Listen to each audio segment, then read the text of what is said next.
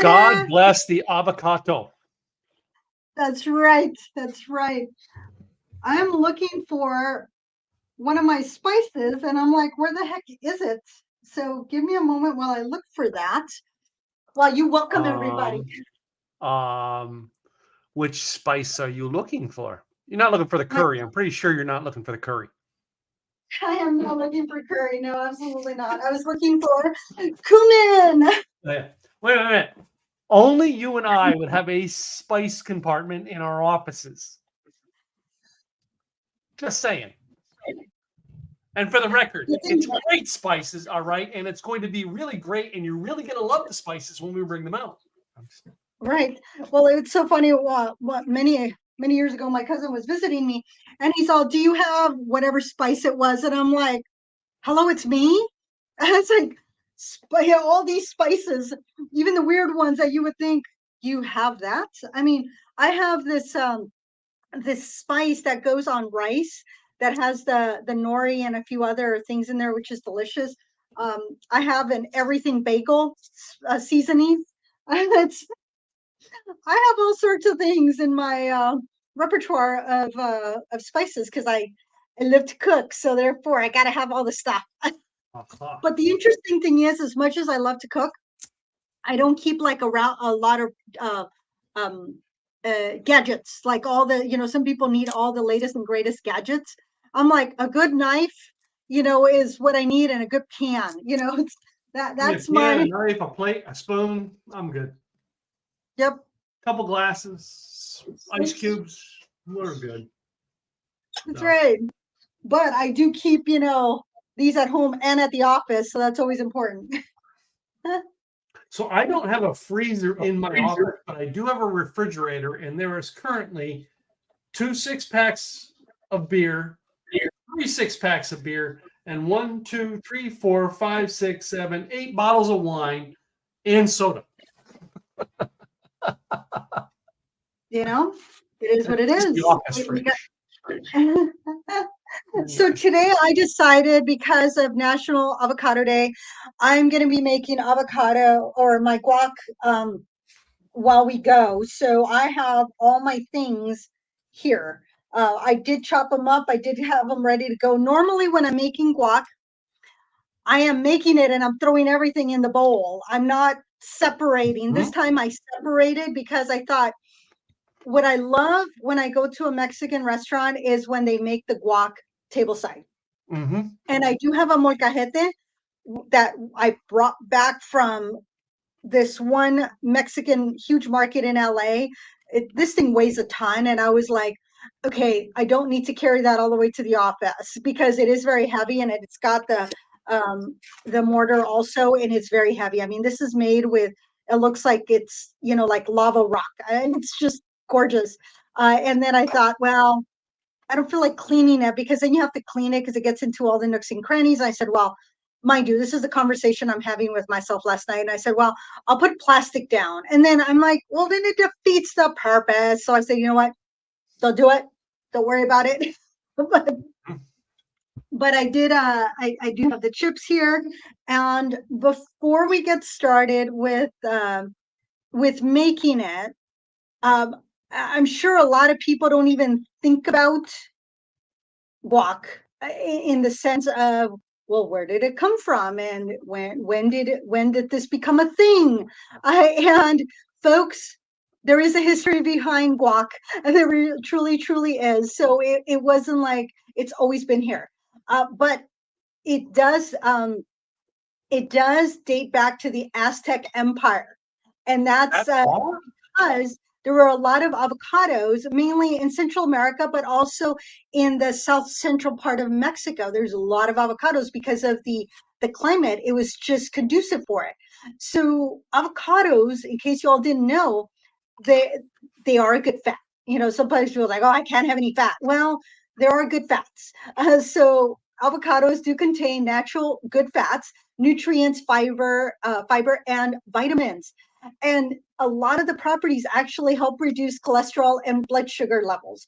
They have great sodium and potassium. So avocados was something my mama could not eat because they have so much potassium, not as much as a banana or papaya, but it still has potassium. And with her levels, we needed to keep the potassium low, so she couldn't have avocados.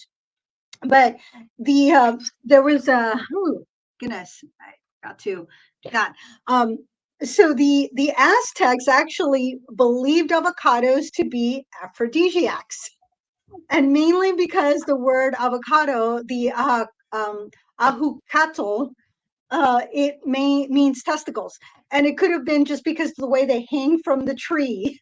But once the Spaniards arrived in Mexico, they were introduced to this Aztec sauce that was guacamole, which the mole was a word for something that's mashed, kind of like a mole, and then the word aqua or ahuaca relates to avocados, hence what they had named. So that they started kind of changing the name a little bit. Then the early English, they started calling it avogato pear because it looked like a pear, or an alligator pear because of the texture of the outside of a pear. They have that little, textury bumps on it. So the Spaniards tried to make avocado or guac in the 1500s, but Spain was not conducive for avocados, so they had to import the avocado trees to Spain, and they were trying to use substitute. It wasn't working for them. And then here in the U.S., the guac did not become prominent in the 20th century because there was a ban on Mexican avocados from 1910 until, guess what year? 1997. Really? Yep. But because after all that ban was lifted and avocado started to be imported, by 2012 there was 1.6 billion avocados consumed in the US. And right now there's about 3 million pictures of avocados or guac on Instagram per day. And we're going to be adding that to that, once we take pictures, once everything is done. And the majority of take pictures of it to put on Instagram to add to that today.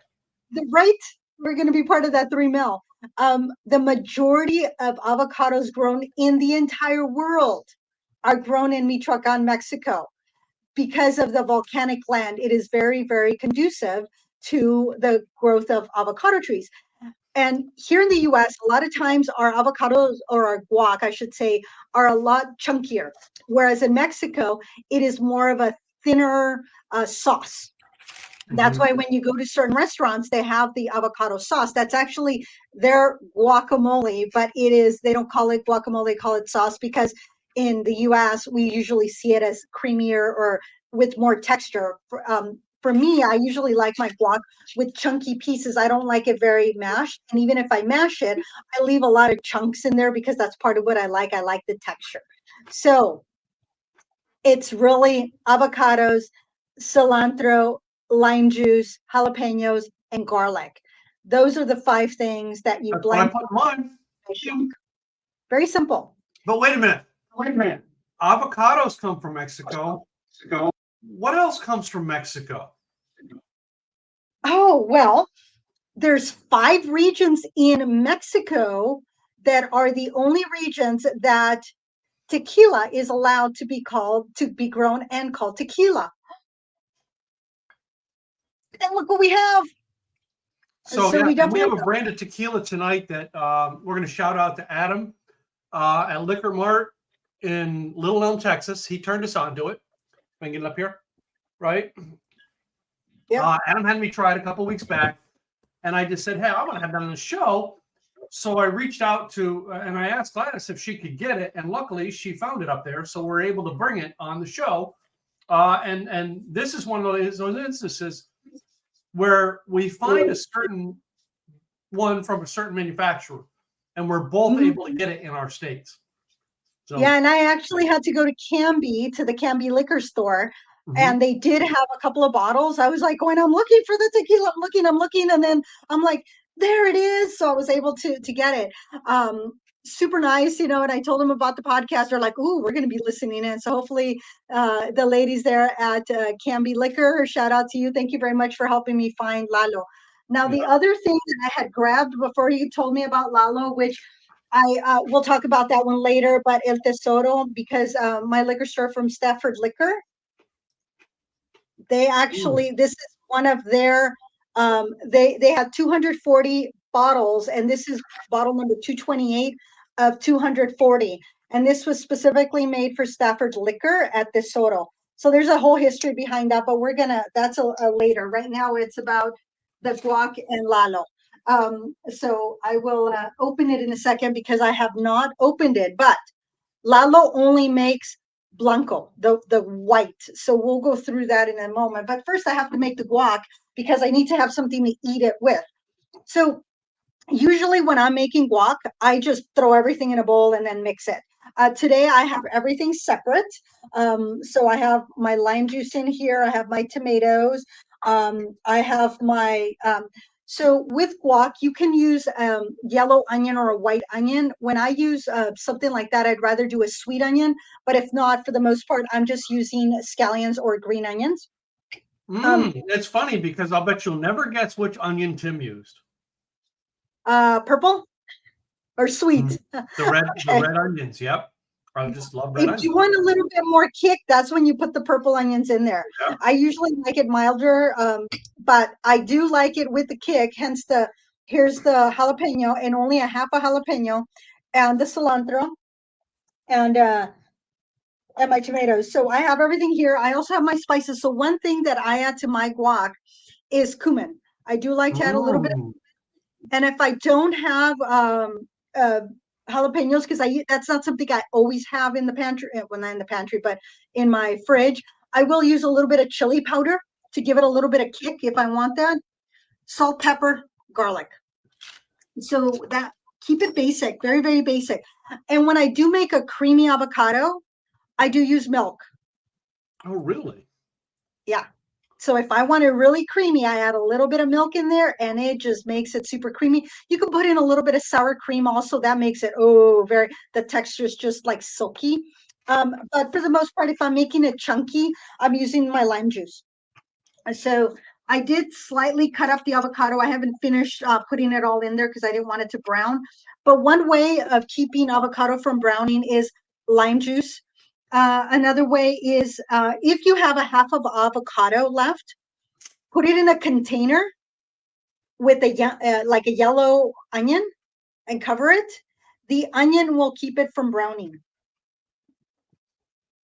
It truly, truly will. So I'm going to do the traditional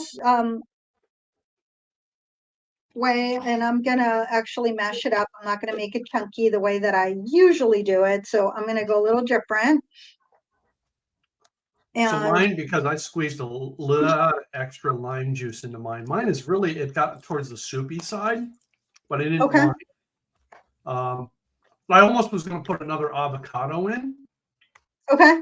But I decided to not, all right, because the flavor was just right on point. You know? Yeah, sometimes it's, if you like the way it tastes, leave it alone. Just leave it alone. But as I'm making this, getting... But the texture doesn't look like I would normally want it. That's why. I mean, I'll show you guys. Now, I put it in a plastic container tonight. Usually, I would not put it in a plastic container. So it is a little more juicy. But that I hit the right amount of lime, the right amount of cilantro. And at first, I thought I did too much cilantro, but it turns out the flavor's there. I did it after I got done the first round. I had to add salt. I didn't chop up garlic. There's one thing I didn't chop up to put into it. I chopped up some, but I put garlic salt into it instead. Yeah, that's what I do. I don't put fresh garlic into my guac ever. It's too much. It's just too much work. I don't care for it. And you always want to mush up your avocado before you add all your other ingredients. Because otherwise you're mushing all your ingredients and you don't want that. And sometimes some avocados have little pieces that are a little bit, even though it might be ripe, you may still have some pieces that are a little bit not as ripe and a little bit harder. And so you don't want to bruise your cilantro or really completely squish your tomatoes. And always keep an eye out because every so often a little piece of the skin ends up in there, so you want to make sure you pull those out. So that way you don't when you leave it sit, do you leave it sit with the pit inside it? I will sometimes will keep my pits if I know I'm going to have leftovers, which a lot of times I don't. But if I know I'm going to have leftovers, I will save my pits and I'll put them in here. When I put it away. So now that it's been smushed, Yeah. I usually like to start with my salt and pepper before I add my other ingredients also, because I want the majority of flavor to come from the avocado. The other ingredients are just to add, more texture, more flavor. Um, and I wanted to just have just a little yummy. I'm very light on the cumin though. I don't want it to be too cumin-esque, if you will. Um, and so, I do all my mixing here and then I will add more. But for now, it's just what's in there. And I do like to try my food. Usually I'll throw a little bit on my hand. Taste it. Is it good? Yeah. Okay. Then I start adding my other ingredients. So I'm eyeballing this. I did cut up one onion and, I'll put in a little bit and I'll decide, is that enough? For me, it's all about, is there enough color in there? And that's how I usually determine if it's enough or not enough. And sometimes I'll add a little bit more just because it looks good. And then I'll add my tomatoes in here also. So you don't have a set amount. You add to go, flavor to go. You have the flavor. Yeah, I'll add your extras in as you go. You don't have them precisely measured based on how many avocados you use. Yeah, depends on how many avocados. Because sometimes, like today, I was using smaller avocados. If I had used two large avocados, I would have used everything. But because I used two smaller ones, and then I look, is that enough color? Yeah, so I did 3 slices of onion. I did 1.5 jalapenos, a full tomato. Wow. Okay. Yeah, a full tomato. All right. Okay. And then, gosh, it was this much of a chunk I took off of the cilantro and chopped it up and put in. Okay. And then I used 2 full avocados. All right. And about a third of a lime squeezed in. And I did do about a 1 Roma and half of a vine ripe tomato. So I did mix my tomatoes this time. And then as I mix, then I've already added my lime juice. I threw it on top of there. I added my salt, pepper, garlic. And then, ta-da. And if I think it needs more tomatoes, which in this case I don't think it does, then I will add, it's like it's missing, or I taste it and I go, oh, I need a little bit more, whatever it may be. And now, since we were doing chips, I always sneak these in whenever we do chips. What chip is Tim going to sneak in, ladies and gentlemen? Ladies and gentlemen, Tim will sneak in the ever-present Doritos, which are 4 times more expensive than the regular chips I got. Right.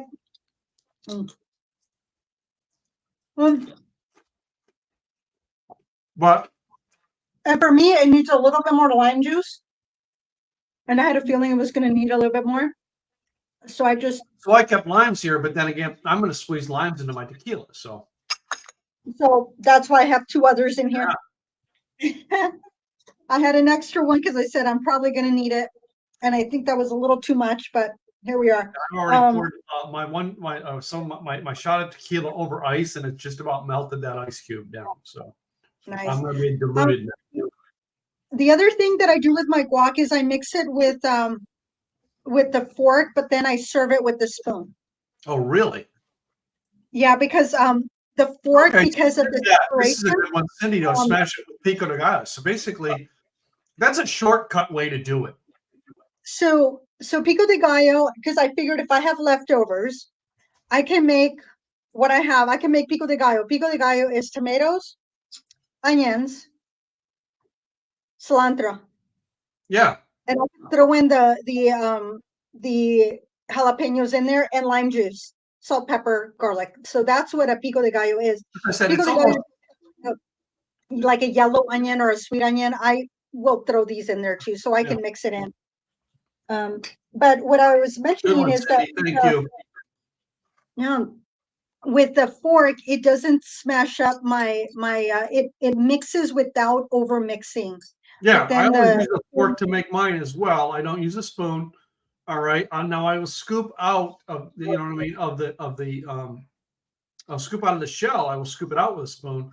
but I will mash with a fork, right? And that's because it's still going to give you some chunks, all right, but it is going to get some consistency of cream that you want.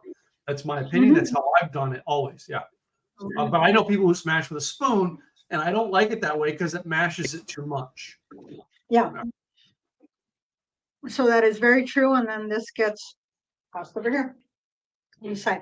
So then once you have it ready, you can transfer it to another bowl. I usually don't. Whatever I mix it in, that's where it's gonna reside. It's gonna travel.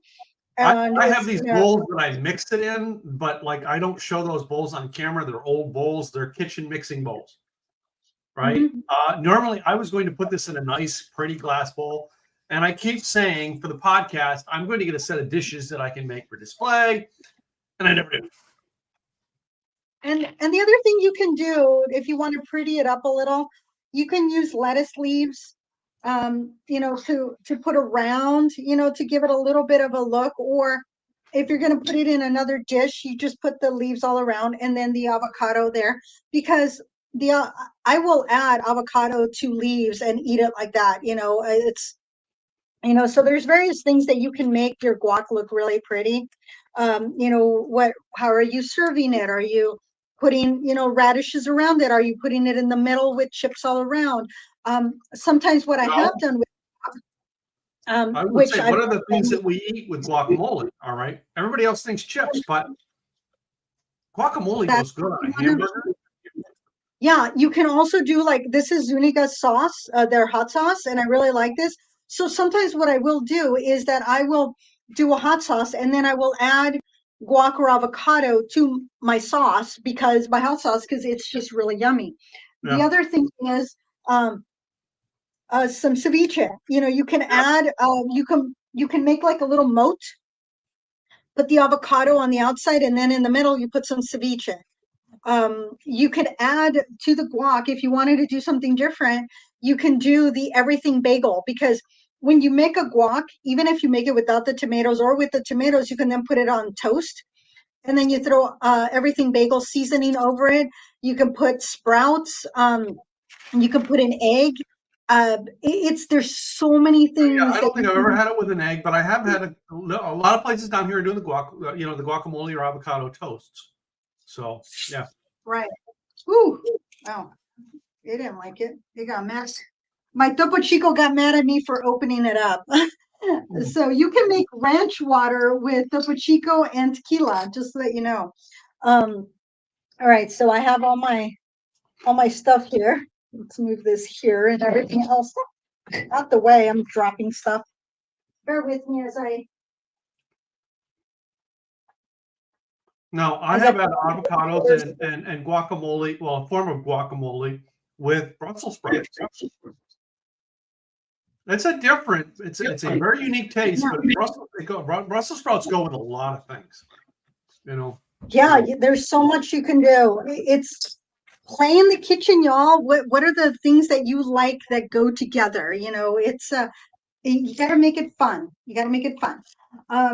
So that's why I brought the ceviche and that, because I thought, hey, try something new. And then I brought my big cubes because I forgot to bring regular cubes from home, in case we do get there. But to make like ranch water, which I don't have enough lime juice for ranch water, because I use my one lime that I have. The other thing that you can do is add Tabasco to your guac if you want some spiciness, and especially if it's like this and you want a kick, just throw a little bit of Tabasco in there. And if you want a little bit of citrusy, really, yeah. So if I don't have any lemon, or if I don't have any lime, I will use tahini to give it a little bit of that citrusy flavor. I would never thought of that. With tequila, there's a lot of history behind tequila, so there are different types of tequila. So one, it's made from the blue agave, and it is in those 5 regions of Mexico, which is where tequila is made. And if it is not in that area, it will not say that the denomination of origin tequila. So they call it DOT. So it is recognized in over 40 countries that's where tequila comes from. Yeah. And there are 166 different species of that agave. And 125 of those are found in Mexico.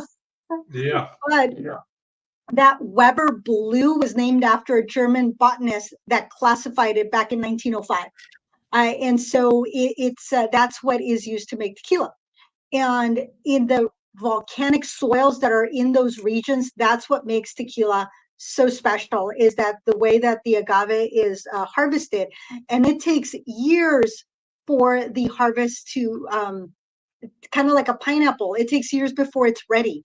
And so that's actually kind of part of the fun of finding that good agave is how long has it been there? Is it ready?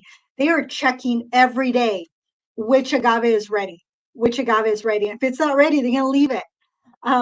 But really, the history goes back to, again, the Aztecs.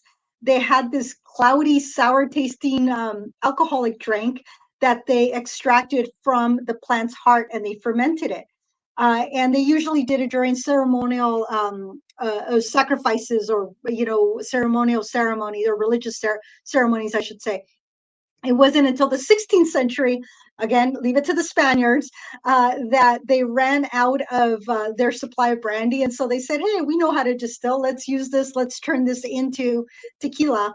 And it was the King of Spain, Carlos. He's the one that gave license to the Cuervo family, Jose Cuervo family lineage, in 1795 to actually gave them a license to commercially make tequila. Wow. So you got your blanco, or your white or your silver. Some people call it blanco, white. A lot of times they call it silver. And this is usually rested in stainless steel barrels for up to about 2 months. And so usually these are a little bit more of a bold taste, but this is like your moonshine, your traditional moonshine without all the flavorings. It is classic. It is beautiful. It is what tequila is this. And so this is usually used for cocktails also. Sometimes the young, the joven, or the gold, that's also used for mixing. And that one's been given a little bit of hues and colors, what have you. But and usually it is also served in the long glasses, shot glasses. Most everybody has the traditional shot glasses. I mean, I got one at a wedding. I got one at Hooters from Tequila Boy. I have longer ones. I didn't bring them in tonight. But and but that's something that, in the beginning we were good at locating or talking about what glasses what went in. Yeah. And that's something I didn't think we talked about. Yeah, you can also use these little guys. These are fun. And especially if you're sipping, you can do something like this. You can put it into, something like this or something like this, because you're sipping it. You're not, just chugging it. If you're going to chug it, definitely shot glass. If you're serving a bunch of people, shot glass. And if you're at a party when you crash the neighbor's house, they're probably going to give you, little plastic cups. I'm just curious, when you come to my house, all right, am I doing tequila shots with you? All right. Or what were they called? My brother Jim was telling me when I went to Florida one time when I was a kid, there was another way they did body shots, they called them. Did you ever do body shots? I have never done a body shot. Okay. Yeah. So traditionally, the tequila is just drank like tequila. It is customary a lot of times here in the U.S. to do a wedge of lime with salt on it. But if you have a good tequila, you don't need any of that. So here's to Lalo. A good tequila is good all by itself. This one is pretty good all by itself. The lime gives it a little enhancement, and and when you chill it just a little bit, I put the ice into it. It makes it gets almost a little sweetener when you chill it. So, but by itself, it's pretty good. I was almost going to drop some of it in my green tea, but I'm going to no, I don't want to ruin my green tea. There you go. I'm gonna I want to get a picture of the tequila with, let me put it into the shot glass just so that it looks pretty. I'm going to,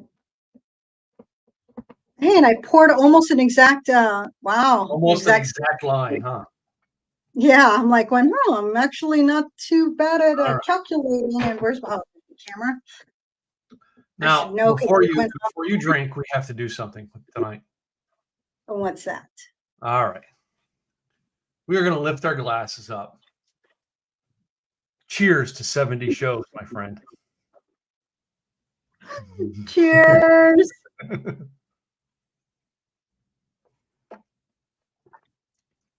I like that. That's a very. It's got a buttery roll down the throat. Yeah, I was gonna say it's almost buttery. I mean, it's very clean. Mm-hmm. And Blanco tequilas don't always have that nice clean. I'm trying to see if I can get into the picture here where I have just the Lalo, and apparently my camera doesn't like me to be in it. There it is. It's either one or the other. We'll get it in there. Oh, yeah, I want to say that it's got a buttery roll to it. Yeah, and and I moved it into. So what I did is that I took a chip and I put it in there just to give it a fun little look for the picture. I think my neighbor's trying to come visit me. I heard him outside my front door. Yeah. This is very clean. I like my neighbor does not know my schedule as to when I have a podcast because you can't see in my windows anymore. Okay. So Lalo Tequila is named after the founder, Eduardo or Lalo Gonzalez. His grandfather used to call him Lalo. So instead of Eduardo, they call him Lalo. And that was his grandfather was Don Julio Gonzalez. And so he continued in his father and grandfather's approach with this Blanco tequila. He learned from them. And he says, you know what? With all the popularity of celebrities getting involved with making tequilas and other drinks, he says, no, I want a tequila from Mexico, made in Mexico by Mexicans. So that's what him and his childhood friend David did. They were working at various tequila brands in Mexico, and they said, you know what, we got to make our own brand. And they launched it. They started making this Lalo, and was for their friends, and they were using that high quality agave, and they were using a champagne yeast and deep well water. And because of this is the purest form, that's why they only make the silver. And they said, if we can make a good Blanco tequila, it's good. Because a lot of times I usually don't drink the Blanco tequila. I'm drinking the Añejo Reposado because it's been aged. It has more full flavors, but this one has that very smoothness to it. And I like that. I think that's really good. That they have focused on one thing, and sometimes when you focus on one thing, you really excel at it, and that's what they've been doing. That's where a lot of people talk about the Patron, right? A lot of people, because it's a famous name, but they but they have so much going on, right? My favorite tequila is still, this one here is right up there. I like it, but that Casablanca that you and I found that we had on earlier shows. That's one.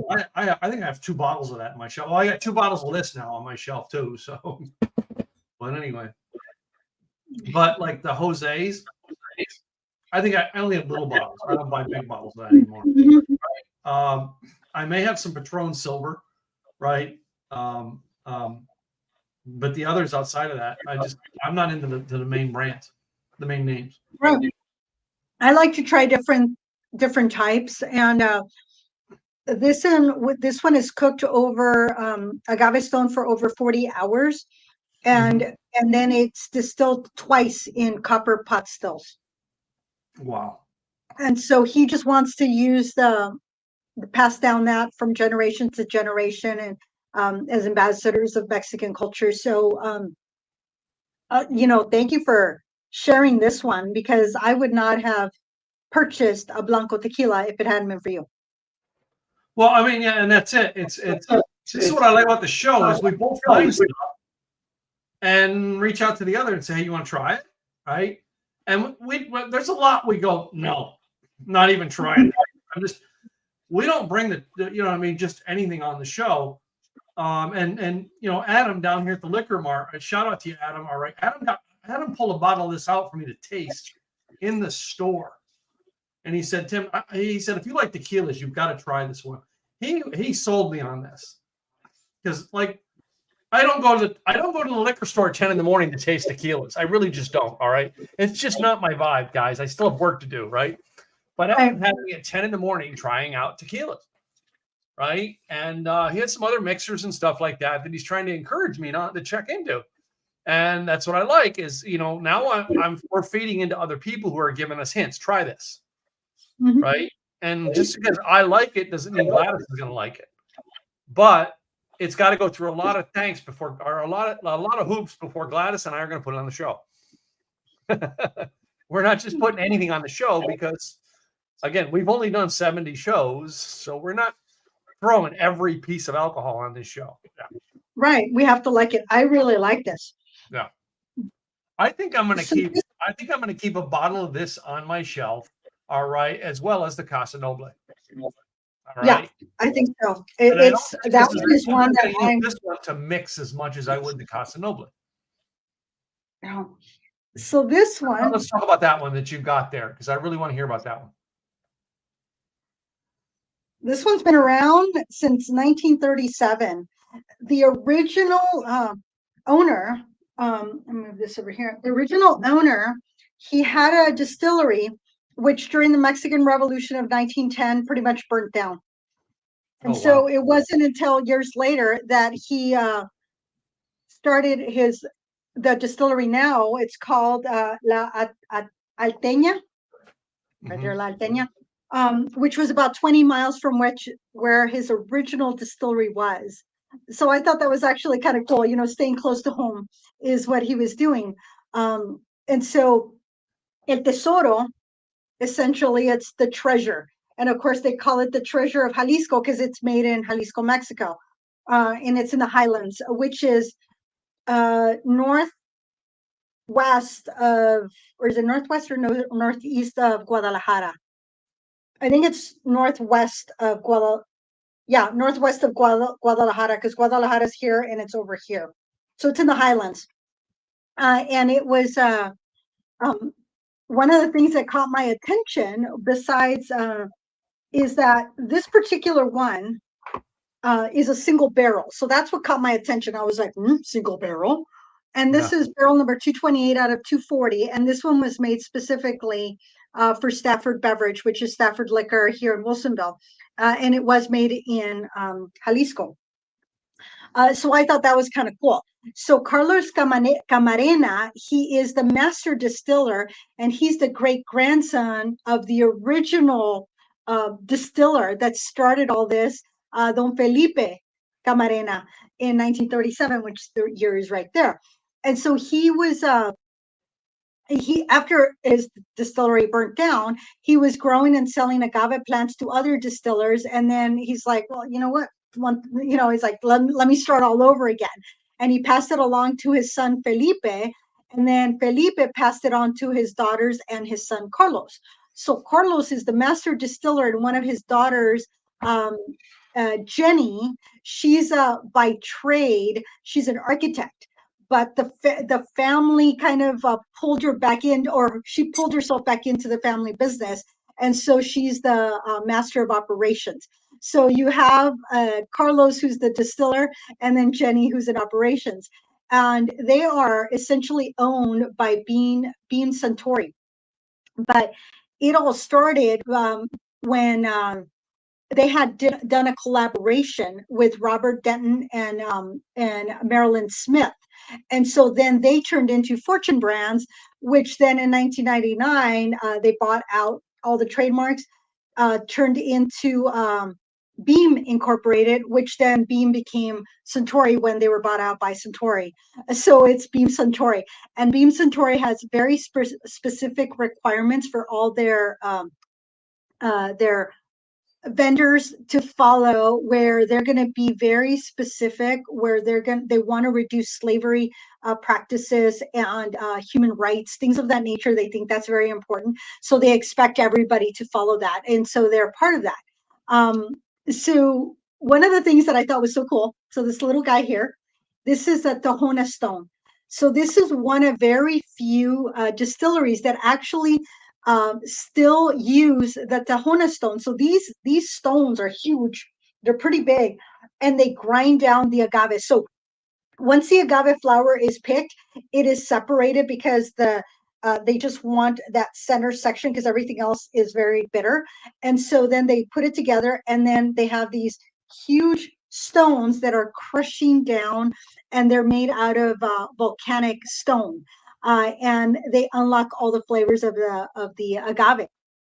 And so it's actually really cool because it leaves a lot of fibers that can be used, which gives the tequila a completely different flavor.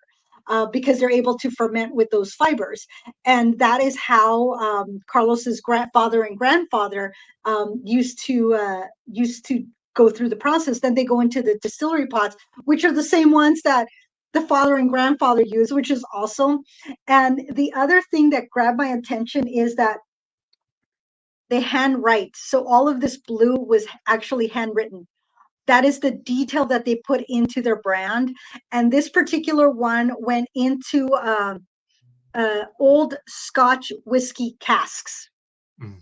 Being a Scotch girl, that's the other thing that grabbed my attention. So this one is supposed to have a different tone to it. So I'm sure that one's cleaned out. And it's for an añejo. Usually an añejo is darker in color. This one, as you can see, it's a lot lighter in color. So usually this is lighter than even the gold or the young one, the joven.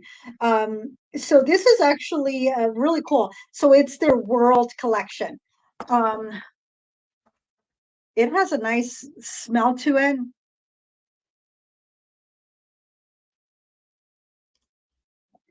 It's got a sweetness coming forward. Yeah. It's got sweetness at the beginning, and then a little bit of peatiness that it kind of you start picking up. So it's got that richer flavor to it, and I like that. I truly like that. So that's why I wanted to try this one, because I'm a Scotch girl. But just a little bit of the details that some of these tequilerias are using to be special. I really like it. So there is a tequila old fashioned. He calls it a añejo. That's what it is. It's the añejo old fashioned because they're using the single barrel to make that old fashioned. I don't have all the ingredients for it, but you can easily make ranch water, which is Topo Chico, lime juice, and your tequila. And the Lalo, they're like, hey, make some ranch water with it. I think it would taste really good because that flavor profile of the Lalo is so clean that I really would like that. But I got to try the guac with the añejo, see how that one goes.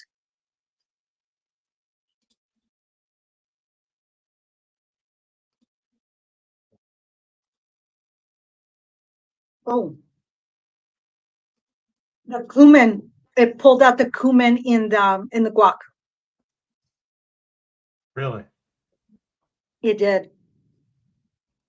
I'm gonna see if they still have a bottle. This one was a pricey bottle. I never spend this kind of money on tequila. I don't. But it was kind of special, and those few things, the añejo, the single barrel, and that it was a very specifically made in Scotch whiskey cask. That's like being a whiskey girl. I'm like, I gotta try it.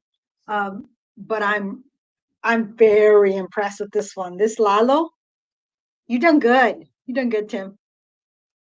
Hey, every now and then I find something. Not just one and again. You've come up with some good stuff. You really do.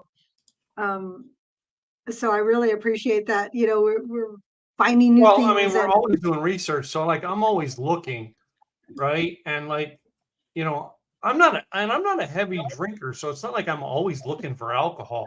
It's like I'm always tasting alcohol, right? I'm not a guzzler. I'm not a grab a can of beer and have it in my hand the whole time. I'm a taster of alcohol. I drink things for the taste. You know what I mean? And Mm-hmm. when I find something that really tastes good and I like it, that's the stuff I'm like, okay, you got to try this, Gladys. Type deal. Barb says hi. All right. Welcome to the show, Barb. Thanks for joining in.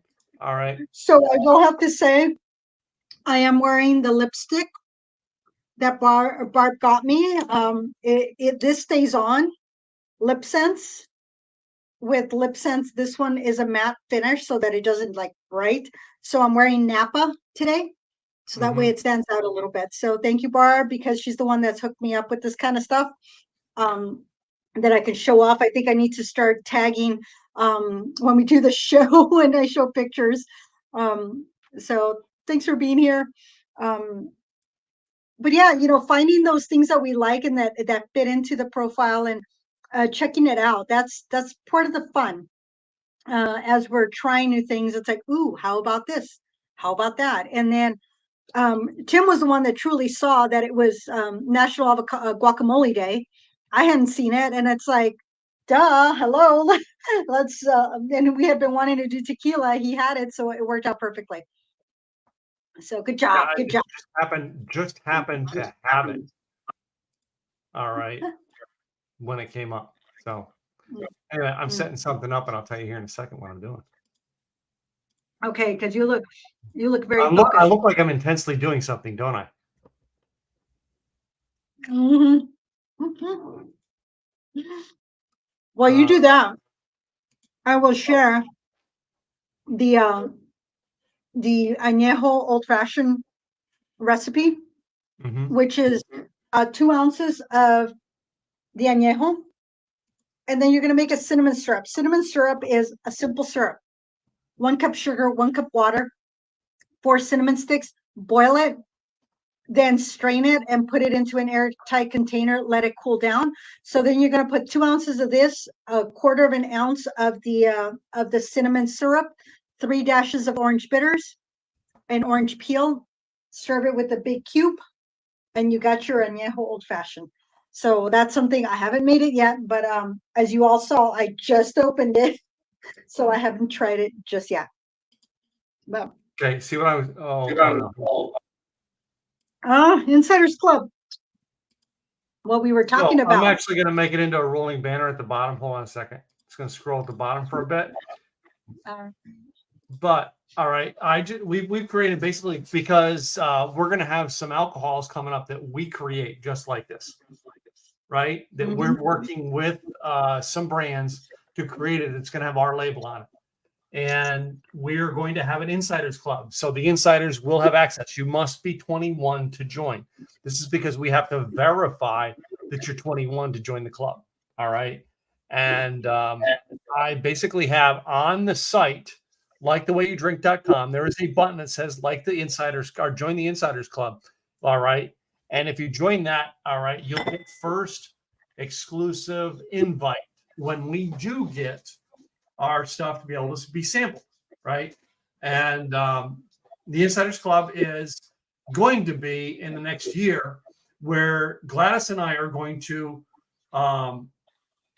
you'll be able to opt in, send you a drink, something to sample, and Gladys and I are going to get on a private Zoom and do a sample with the insiders.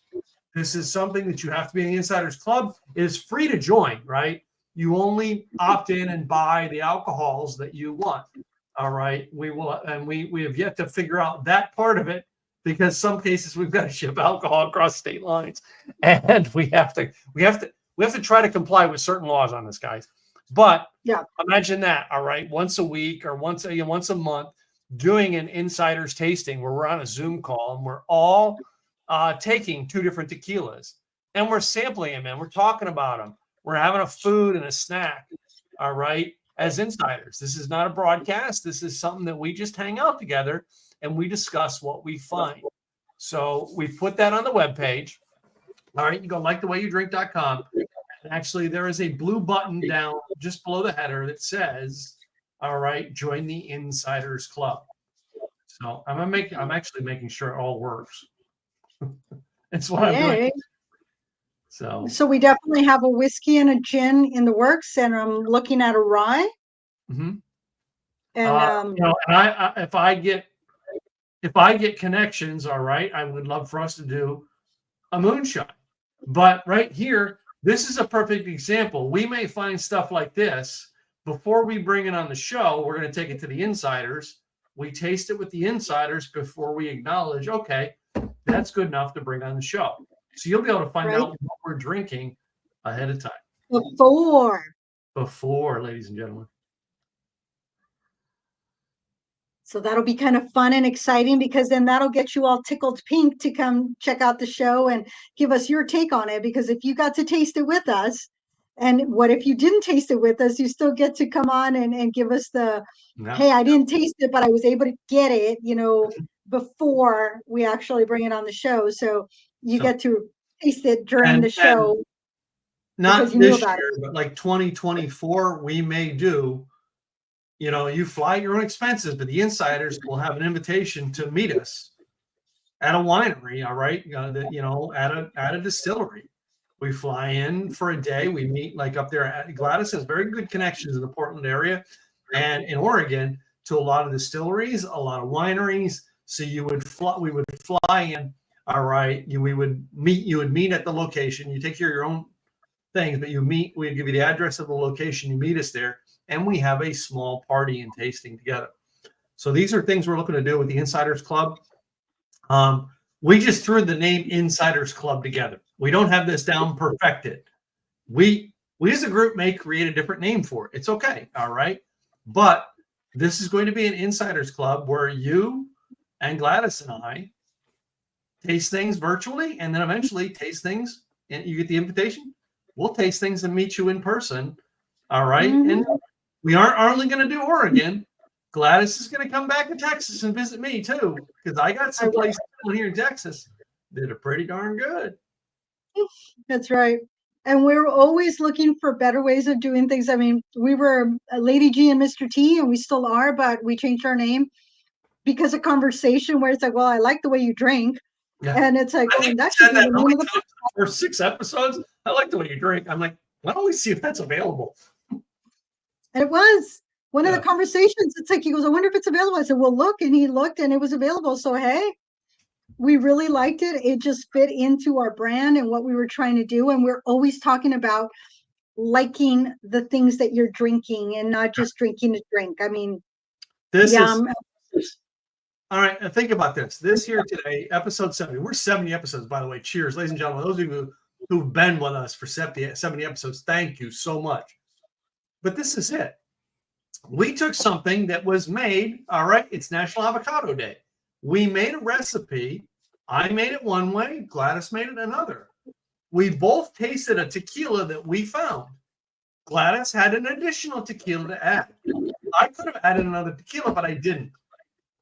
I chose to, while Gladys was doing that today, to go off then to check out all the other things to make sure they work. So we have this.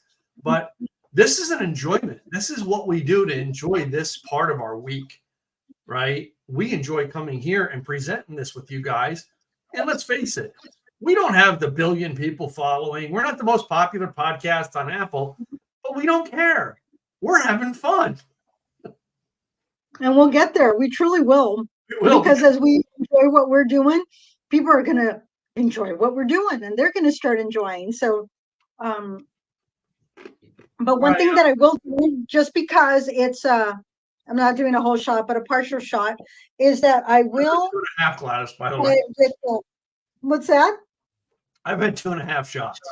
I still have out of here left. So I'm going to. I am not in the slightest bit buzzed. And yeah, 2 shots of tequila. When you have good tequila, you're not going to get a headache. It's you need good quality liquor. It's when you're doing those proofs that are just sugary and just not. I think that's why we just gave the disclaimer last week. There's one beer that will never be on our show, and it's not because of politics. It's because we have taste, right? So, share. I know what you're about to do. Share. oh, so it's usually customary. First time I ever had a tequila shot was with lime and the salt, and so I'm gonna try it, see how I like it. I really enjoyed sipping on this, but you got to just do a regular shot with the lime and the salt. So I've got half a shot. My half shot left. You ready? that's what I have. That's what I have. So Ready? cheers. Here we go.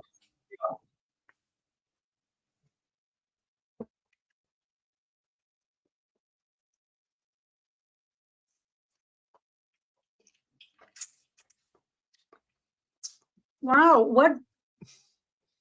It still has a buttery aftertaste. Yeah, because I'm used to when you do a tequila shot, and of course I'm going back to my 20s where it just burns. That's why you need the lime and the salt to kind of chase it down and tone it down. I didn't This need the one lime. just kind of went very nice. It was like, ooh, that just enhanced it. I could do that shot without the lime all day long. Yeah. Yeah, because I did the shot and I was going, hey, it's not burning. And then I did the lime with the salt because I said I would. It just had a good aftertaste. It was yummy. And I usually don't say yummy about tequila, I've said yummy about drinks. I've said yummy about others.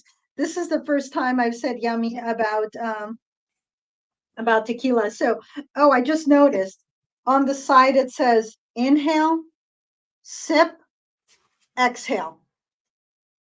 Yes. Let's show that to the listeners. Inhale, sip, exhale. And then here's the map of Mexico at the bottom. Yep. And then where the dot is, that's where Jalisco is. Yep. And the hashtag sip of Mexico. So we're going to have the hashtag sip of Mexico for this. And it's and one of the things in the back, it says Lalo continues the legacy as a third generation spirit, combining a grandfather's love for the land with a father's passion for premium. And I love it. It's, if you notice, the back has the actual signatures on them. Yeah. You know what I mean? To me, when I look at a distiller and they're willing to put their signatures on something, that usually tells me there is somebody who loves what they're doing that created this product. You know what I mean? So, right. Yeah, same thing. Think about this. Gladys and I put our signature on this show because we love what we do. That's the alcohol creators who love what they do. All right. It's a craft. It's an artwork. It's a passion that gets them up in the morning. And that's the type of people we want to celebrate on this show. I love it. Yeah. It says inhale, sip, exhale. It's our ritual for drinking, our mantra for living. So inhale, sip your life, what you're enjoying, and then exhale at the end of the day. It's if you do that, David and Lalo, they're sending you blessings. They truly are. So, and then the other side is, do you have a bottle number on there? What's your bottle number? 31927. Okay, mine is H348,213. Okay. Wow. So I love that. The little details that you find on the bottles, that's what makes it fun. I have a second bottle here. Okay. 31907. Okay. So, is there a letter in front of it? Huh? Is there a letter in front of it? Mine has an H in front of it. N. Nancy. N is in Nancy. Okay. So no, both of them are N as in Nancy. This one, they're 20 bottles apart. And I got, so you guys know, when we find something, we get 2 bottles of it. Here's why. Just in case the other person can't get it in their state, we have a ship that goes back and forth, adults only signature, that we can ship our alcohol back and forth. We can't do that to you if it's not available in your state, ladies and gentlemen. All right. I'm sorry. We have certain. Yeah. I got this here that I need to ship to Tim that I haven't shipped. Yeah. It's the size of a baby. I know. We have containers like that we ship things. Oh, by the way, I made a fresh batch of over the weekend. I made a fresh batch of barbecue sauce, and I Ooh, chose yum, to yum, put in yum, White yum. Lightning instead of my cinnamon bourbon. Oh, how did that turn out? Actually, came out pretty good, right? And it gave a little bit of less, a little more a bitter as opposed to a sweet aftertaste. So once Okay. you know what I mean, after the alcohol cooked off of it, all right. You know what I mean? It tasted a little sweeter, but in the cooking process in the beginning, it had a salty, like a salty aftertaste. Okay. Yeah, Good. but it came back after the alcohol Well, kicked out. that's not too bad because sometimes barbecue you don't need too much of a sweetness to it. Yeah, Unless you that's don't fine. So and anyway, so yeah, and I have the recipe with my barbecue sauce that I don't know if I'm ever going to reveal it. I may reveal it to our insiders. The recipe. I was gonna say, can we do it for the insiders? Okay, yeah, maybe we can do it for the insiders, and that's when they come to meet us in person. We give them each a bottle.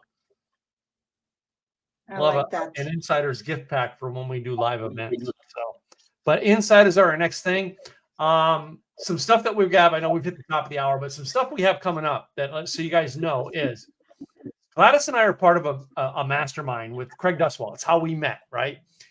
There was other members in our mastermind who live in Guatemala, not Guatemala. I can't remember where they. No, it's one of the islands they live in. I can't remember what island, but they had this lady Bonnie, her husband that she met had a bar on that island, and they made a drink on the island called Nuke Waste. Oh, yes. And we got to taste Nuke Waste before it was ever in the States because they brought it to the mastermind and let us taste it. Well, it just got released in the Dallas, Texas area this past week. Oh, I know you were going to tell me once that happened. Yeah. Yay. So this means it's closer, and I'm actually reaching out to them. So once we got distribution and we can do it, we're going to bring Nuke Waste on because that is they're rooted inside of the same mastermind that Gladys and I came from. So that it's not an alcoholic mastermind, but we do tend to find good drinks. It's a business mastermind, but a lot of people in there have good taste in their drinking. So anyway. Yep. And as well as their business, and hence why we're around them. That's part of a mastermind. That's why we're in business as well as doing ideas. Yeah. So anyway, any final announcements or credits before we go to sponsorship?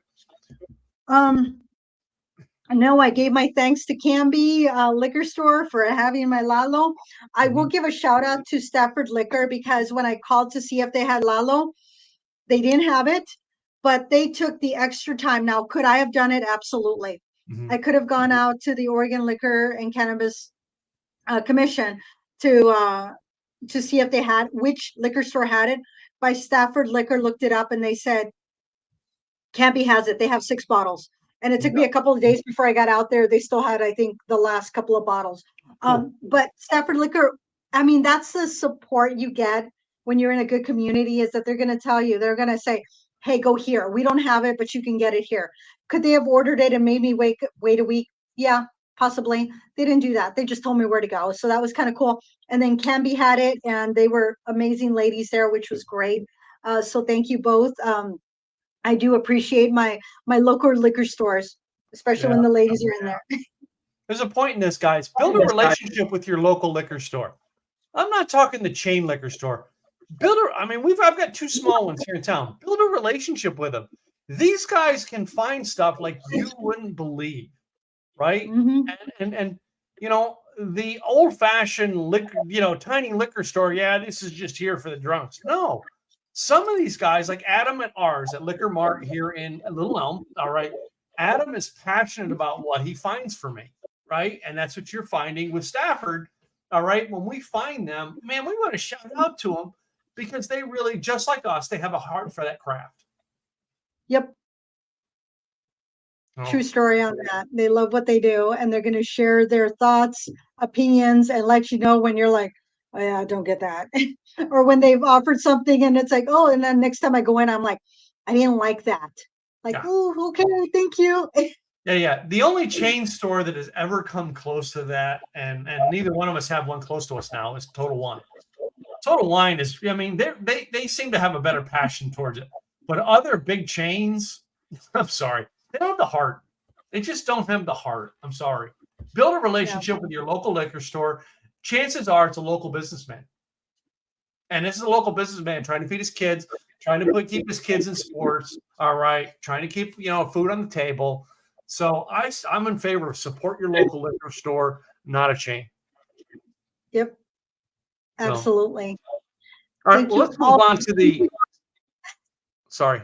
What were you saying? Oh, yeah, no, thank you all for being here. And as we close off, we want to, well, one, thank you all for being here, but number two, tell you who's sponsoring this podcast. And this time we're going to start with Tim. Well, no, it's supposed to be ladies first. Oh, no. All right. I have the got. controls. That's why it's always ladies first. Anyway, guys, Tim Gillette, simple, easy websites. I help create websites and I host them for you. That's all we do. We build your website very inefficiently, all right, very inexpensively, and we maintain it for you. All that other stuff you need, we can help you get it, but we want to get the foundation of having your website up, all right, and have it searchable so people can find you. SimpleEasyWebsites.com. Click on there, book an appointment with us, and we'll talk about your website. And my co-host over here. Gladys Boutwell, Insurance by Design. I help small business owners with their employee benefits. You might think I cannot afford to provide benefits to my staff. Guess what? There's 101 different ways that you can provide benefits.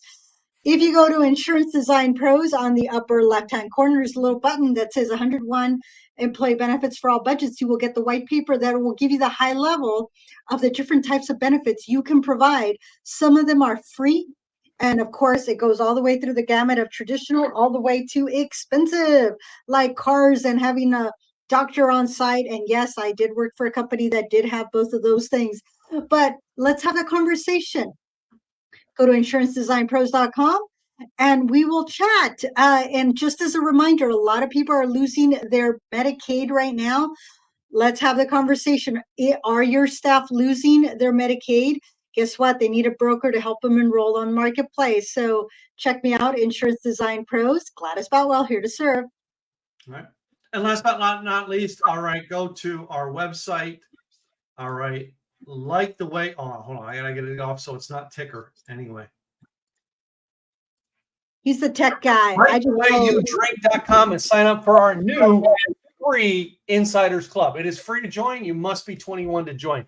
Like the way you drink.com. Ladies and gentlemen, we're here every week. All right. Very few weeks that we miss throughout the year, but we are here every week to help you see what's new and exciting for you to have at your party this weekend. Because if you don't like the way you drink, why are you here? Right. Don't do it. All right. We'll see you guys next week. Have a great